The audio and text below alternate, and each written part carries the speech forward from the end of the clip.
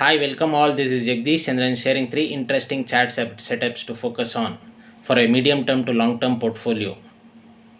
Railtel, the stock looks good after a good consolidation and breakout and ready for continuation of the trend.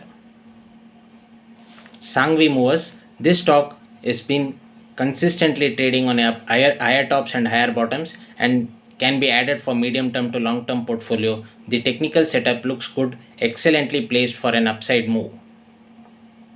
Zomato, after a long consolidation, technically is ready to move and we can accumulate this stock for a medium term portfolio. Thank you. Happy investing. Take care.